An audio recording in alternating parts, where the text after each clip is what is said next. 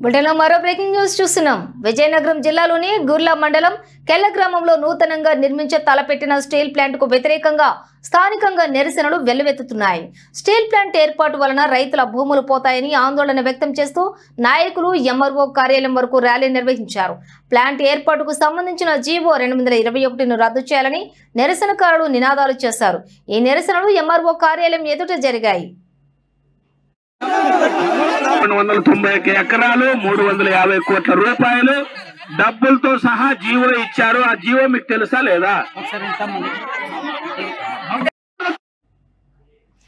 ఇక ఈ నిరసనలో ముఖ్యంగా జనసేన పార్టీ, వైసీపీ నాయకులు కలిసి పాల్గొనడం రాజకీయంగా చర్చనీయాంశమైంది.